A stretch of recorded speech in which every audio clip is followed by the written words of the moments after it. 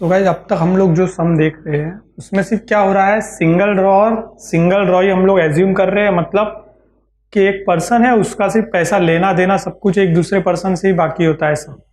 But actual जब business में हम जब आते हैं और मार्केट में आते हैं तो हमें पता चलता है कि जब हम बिजनेस कर रहे हैं तो हमें एक नहीं कई सारे पर्सन के साथ डील करना होता है, राइट। तो इस तरह के सम भी हमें आएंगे जब पेपर में, जब हुआ कि एक सिंगल ड्रॉअर मतलब एक पर्सन वो या तो बिल ड्रॉ भी कर रहा है या तो बिल एक्सेप्ट भी कर रहा है। मतलब एक बिजनेस पर्सन जो है, एक बिजनेसमैन है, वो पूरी तरह से एक बिजनेस ड्रॉ कर रहा है। तो वो कितने अलग अलग पार्टीज से मिलेगा, तो अलग अलग क्लाइंट से अलग अलग क्लाइंट के साथ उसके बिल ऑफ एक्सचेंज होंगे। तो वैसे सम भी हमें रहेंगे जहां पर एक सिंगल ड्रॉवर मल्टीपल ड्रॉइज के साथ कांटेक्ट में होगा। तो ऐसे सम हम किस तरह से सॉल्व करेंगे और उसकी एंट्रीज किस तरह से पोस्ट करेंगे वो हम लोग देखते हैं, ठीक है।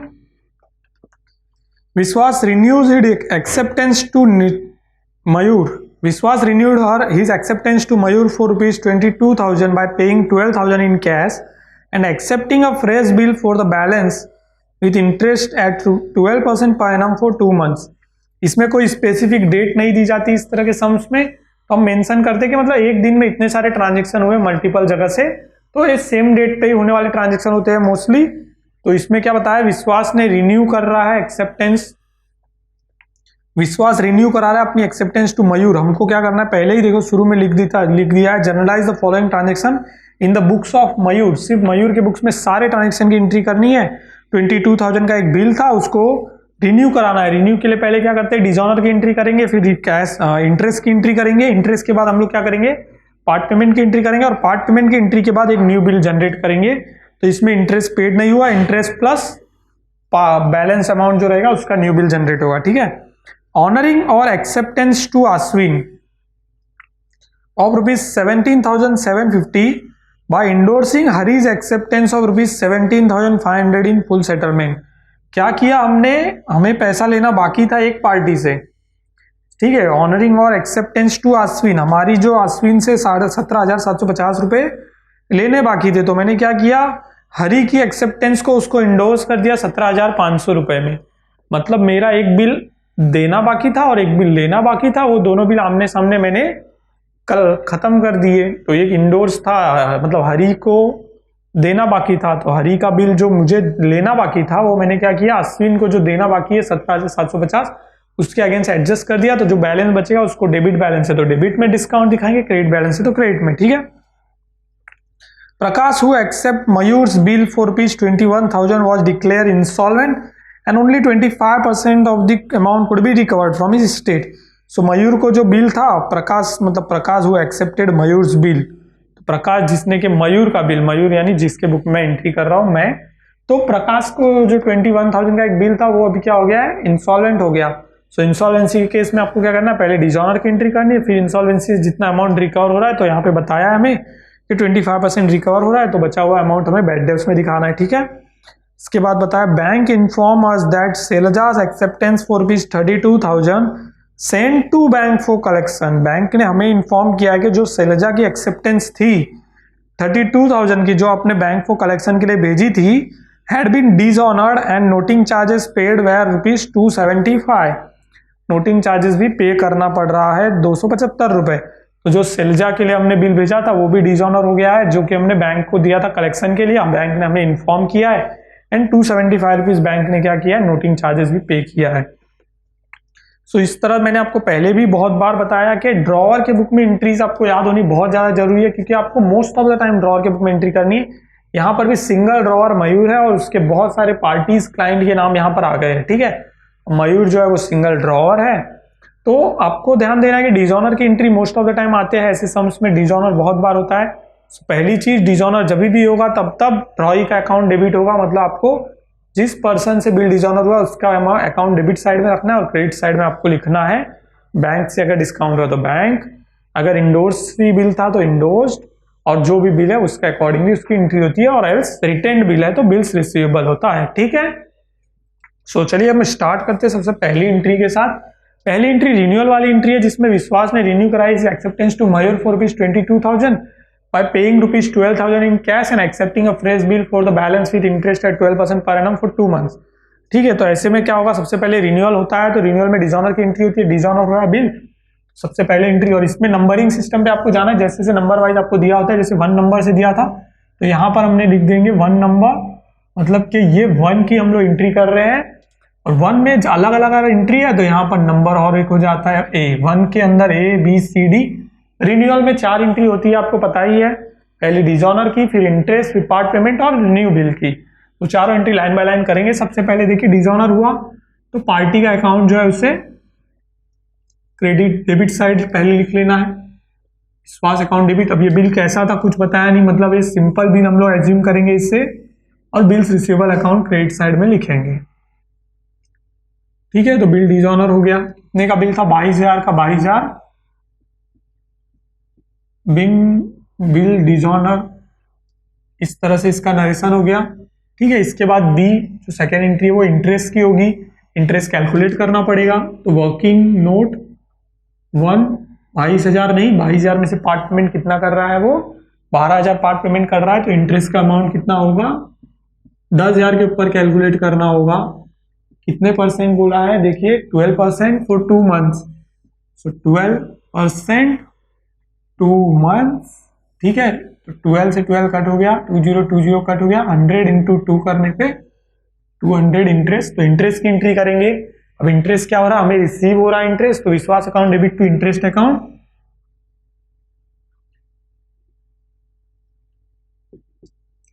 रिसीव हो रहा है इसलिए इंटरेस्ट क्रेडिट साइड में आया, मतलब इंटरेस्ट रिसीव्ड हो गया। ठीक है, इंटरेस्ट अकाउंट विश्वास टू इंटरेस्ट 200 रुपए 200 रुपए ये एंट्री कर दी। अब पार्ट पेमेंट में वो और कुछ चीज पे नहीं कर रहा है, तो पार्ट पेमेंट से पूरा सिर्फ 12,000 का ही होगा, क्योंकि न्यू बिल में हमें इंटरेस्ट कैलकुलेट करना है। तो पार्ट पेमेंट में क्या होता है? डेबिट व्हाट कम्स इन, पैसा आ रहा है, तो यहां पर cash bank account debit to Vishwas. Vishwas से पैसा लिया है हमने, कितना अमाउंट लिया है? तो 12,000 12,000 ये एंट्री हो गई। ठीक है, इसके बाद अब क्या बताया देखते हैं। तो अब क्या बताया? न्यू बिल जनरेट करना है। न्यू बिल कितने का जनरेट करना है? तो इन्होंने बताया balance amount with interest 12% for 2 month. तो 12% इंटरेस्ट तो हमने निकाल दिया 200 रुपए पहले ही। न्यू बिल की एंट्री क्या होती है? तो न्यू बिल की एंट्री आपको पता होनी चाहिए, या तो डिजॉनर की एंट्री जो ऑलरेडी ऊपर डाली है उसकी रिवर्स एंट्री होगी, और एल्स आप लोग अलग से एंट्री, मतलब आपने याद की होगी तो आप एंट्री डायरेक्ट भी डाल सकते हो। Bills receivable account debit to Vishwas account, और ये 10,000 प्लस 200, 10,200 10,200 की एंट्री होगी। सो इस तरह से आपकी ये एंट्री कंप्लीट हो गई। ठीक है, तो आप यहां कर सकते हैं इस तरह से मार्किंग। इसके बाद हम लोग सेकेंड वाला एंट्री करेंगे, तो उसमें भी एक से ज्यादा एंट्री है, तो उसमें भी आप अलग से नंबरिंग दे सकते हो। ठीक है, अभी क्या बताया? ऑनर्ड और acceptance to Ashwin of ₹17,750 by endorsing Hari's acceptance of ₹17,500 in full settlement. हम लोग क्या कर रहे हैं? हमारा एक बिल जो पेंडिंग था, देना बाकी था 17,750 रुपए का अश्विन को, और हरी से लेना बाकी था 17,500 रुपए का, दोनों आपस में सेटल कर रहे हैं। तो क्या होगा? यहाँ पर एक ही एंट्री में सारी एंट्री कंप्लीट होने वाली है, तो मैं यहाँ पर जो और नंबरिंग नहीं देता हूं। तो इस तरह से सेटलमेंट होता है। Bills payable account debit to bills receivable account, इस तरह आप लिखेंगे। वो हमारी एक्सेप्टेंस थी, मतलब हमें देना बाकी था, वो कितना था? 17,750, और हमने जो बिल्स रिसीवेबल है, मतलब पैसा आना बाकी हरी से, वो कितना है? 17,500। तो बैलेंस देखेंगे 17,750 17,500। अगर बैलेंस ऊपर बच रहा तो हम लोग यहाँ ऊपर लिखते डिस्काउंट, नीचे बचा है तो क्रेडिट साइड में लिखेंगे बैलेंस बच रहा है नीचे, क्रेडिट में बच रहा है मतलब हमें फायदा हो रहा है, डिस्काउंट मिल रहा है हमें, तो डिस्काउंट अकाउंट। इस तरह से हमने एक्सेप्टेंस को क्या कर दिया? दोनों एक्सेप्टेंस को एक दूसरे से मिला दिया। Being amount payable to Ashwin adjusted with amount receivable to Hari, इस तरह से आप इसका नरेशन लिख सकते हो, या फिर Bing amount payable adjusted with the amount receivable, इस तरह से भी आप उसका नरेशन लिख सकते हो। इसके बाद आया प्रकाश, who accept Mayur's bill for ₹21,000 was declared insolvent and only 25% of the amount could be recovered. प्रकाश जिसने के बिल एक्सेप्ट किया था मयूर से, मतलब मुझसे बिल एक्सेप्ट किया था 21,000 का, और अब वो इंसॉल्वेंट हो चुका है, तो मुझे क्या करना है, सिर्फ उससे जो अमाउंट रिकवर हो रहा है वही लेना है, वो दैट इज 25% ओनली रिकवर हो रहा है। सो क्या करेंगे, पहले तो जब भी इंसॉल्वेंट हो गया पर्सन तो डिजॉनर हो रहा है बिल, तो डिजॉनर होने पे क्या होता है, ड्रॉई का नाम ऊपर आ जाता है। तो प्रकाश जो ड्रॉई था, प्रकाश अकाउंट डेबिट टू, यहां पर क्या हो जाएगा, बिल्स रिसीवेबल अकाउंट आ जाएगा, बिल डिजॉनर हो गया। कोई इन्फॉर्मेशन जब हमें नहीं दी जाएगी तो हम एज्यूम करते कि रिटेन्ड बिल है, मतलब इसमें कुछ ट्रांजेक्शन नहीं हुए, ये सिंपल बिल हमारे पास ही था 21,000 का जो डिजॉनर हो गया, तो नीचे बिल्स रिसीवेबल ही आएगा। ठीक है, इसके बाद यहाँ पे थर्ड में भी दो अलग अलग एंट्री है, तो मैंने इसे ए कर दिया, और सेकेंड एंट्री अब हम लोग करेंगे इंसॉल्वेंसी की, जहां पे अमाउंट रिकवर हो रहा है। सो 21,000 का 25% जस्ट रिकवर हो रहा है, तो हम लोग कैलकुलेट कर लेते कितना होगा। सो सेकेंड में वहां वर्किंग नोट कर लेता हूं, अमाउंट रिकवर्ड,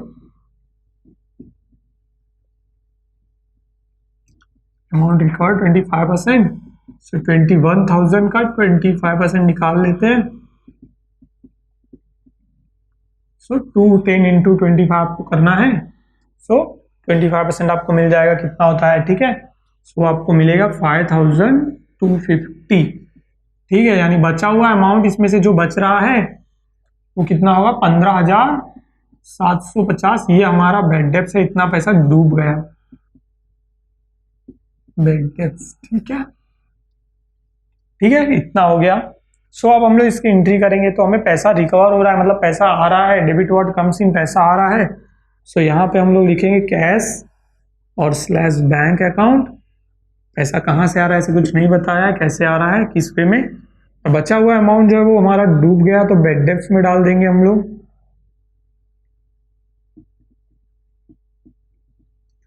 और किससे आ रहा है, तो ये आ रहा है प्रकाश से, ठीक है। तो यहां पर हम लोग डाल देंगे प्रकाश अकाउंट। तो इस एंट्री किस तरह से करनी है, तो हमने जो अमाउंट निकाला कैश बैंक, मतलब हमें 25% जो रिकवर हो रहा है, 25%, 75% हमारा डूब रहा है, तो 75% मतलब 15,750, और यहाँ पर मैं लिख दूंगा 21,000। तो ये हो गया हमारा entry completed for third adjustment, जो थर्ड में एंट्री दी थी वो। प्रकाश से सिर्फ इतना इंसॉल्वेंट का केस आया, आपको क्या करना है, बिल पहले डिजॉनर करना है, रिन्यूअल आया तो भी पहले डिजॉनर करना है। नेक्स्ट एंट्री क्या बोलती है देखते, बैंक इन्फॉर्म अस, बैंक ने हमें इन्फॉर्म किया that Shailaja's acceptance for rupees 32,000, Shailaja ने जो एक्सेप्ट किया था 32,000 sent to bank for collection had been dishonoured and noting charges paid were 275। तो सिंपल डिजॉनर की एंट्री करनी है, bill sent to bank for collection dishonour, ये वाली एंट्री हमें करनी है यहाँ पर। लेकिन किससे बिला, किसका एक्सेप्टेंस था वो, तो वो था सेलेजा का एक्सेप्टेंस, ठीक है। सेलेजा का अकाउंट हमें डेबिट करना है, अब कितना डेबिट करना है, तो उसके लिए हमें नोटिंग चार्जेस भी लेने पड़ेंगे। कभी भी डेबिट जहां से हो रहा है उसके अकॉर्डिंग एंट्री होती है, तो ये बिल सेंट टू कलेक्शन था, तो bill sent to collection account credit में आएगा, और साथ में नोटिंग चार्जेस जो कि बैंक से कभी भी पेड हो रहा है, तो बैंक से पेड हुआ तो बैंक से अमाउंट कट होगा। बैंक से कलेक्शन का कितना अमाउंट बताया था, 275, ठीक है। बिल सेंट टू कलेक्शन जो है हमने भेजा हुआ है 32,000, कितना अमाउंट सेल्जा के अकाउंट में चलेगा, 32,000 जो पहले से था, एंड 275 नोटिंग चार्जेस भी सेल्जा से हम लोग वसूलेंगे अभी। तो ये एंट्री हो गई, bill sent to bank for collection and noting charges were paid. इस तरह से एंट्रीज करनी होती है हमें जब मल्टीपल ड्रॉर्स के सम आते हैं, और ये सम भी एग्जाम्स में आने के चांसेस बहुत ज्यादा होते हैं, क्योंकि इस तरह के सम में कैलकुलेटिव पार्ट तो होता ही है, लेकिन एक साथ बहुत सारी एंट्रीज अलग अलग आ जाती है, तो इजीली पता चल जाता है कि स्टूडेंट का नॉलेज कहाँ तक है, ठीक है।